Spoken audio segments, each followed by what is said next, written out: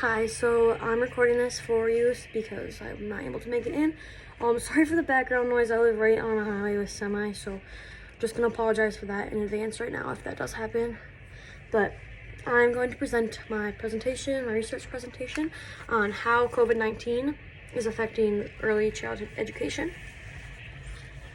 And so I just had a little background on COVID-19. Like, we all should know what it is by now. It's the virus. It's a pandemic that caused us to shut down for like a whole school year, and then wearing masks, and then having all the common cold and flu symptoms along with it, and like having to isolate yourself for weeks at a time.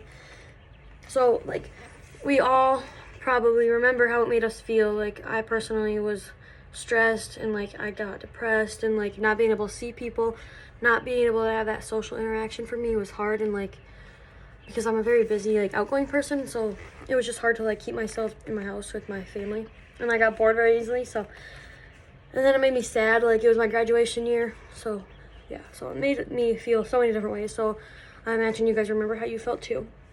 So yeah, and you can be isolated for long periods of times, and then it caused online learning for many of us for many ages, if at all possible. So then COVID is affecting everyone, and it deep down, like, it probably is affecting everyone, no matter the way. The difference is, like, you get sick, you have mental illnesses, it's affecting you in a different way for everyone. So children may not be at that high risk for getting COVID-19, but they're at a higher risk for developing mental health issues and just other issues that we may not even realize. But they are at a higher risk for development delays, and their mental health is at a risk too. So children develop different stages at different ages. So children being pulled out of school might not be the right answer for them right now, because COVID had us shut down schools and go online learning for most schools or most ages.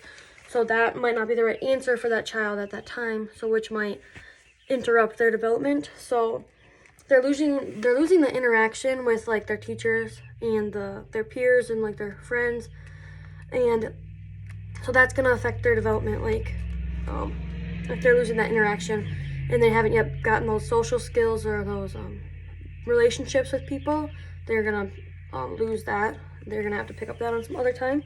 And then they lost their in-person education at a young age, so it's going to make them difficult for teachers, parents, and students, just because we've never done this before. Most people haven't done this before, so it just makes it harder for the student, because they're at home for one, and they have many distractions as a younger child, and they don't really yet know how to function on their own. Like, they don't know how to have a set structured schedule on their own at home, so it just made it more difficult for them to learn and actually benefit from what they're learning. And then teachers, most of them have never been through like an online learning every single class,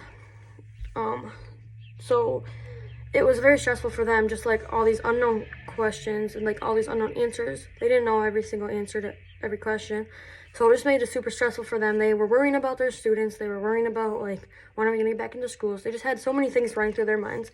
And then also this affected the parents too, because most parents don't homeschool or online learn, so they were also getting a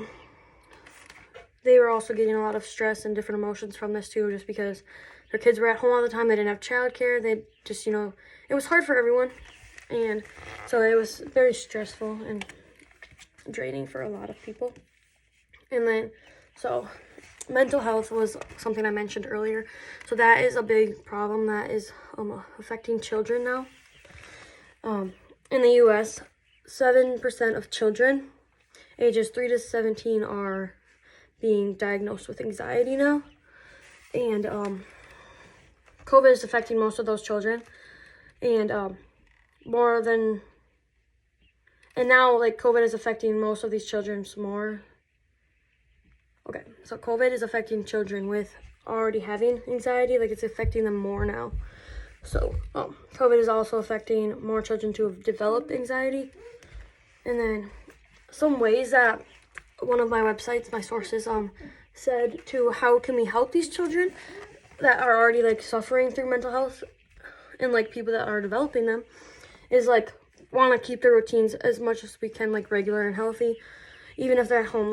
Like I said earlier, like maybe I didn't say it, but like school might have been their only place for like a meal, and school might have been the only place for like that structure routine.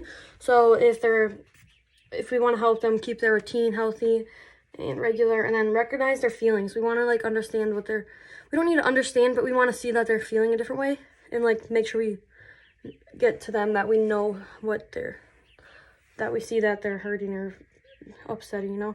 So, and then express your love to the child more often, especially if that's like the kind of love they need. If they want you to like hug them, maybe do it more often if they're okay with it, just to like know that, to let them know that you're there, and like we're all going through this.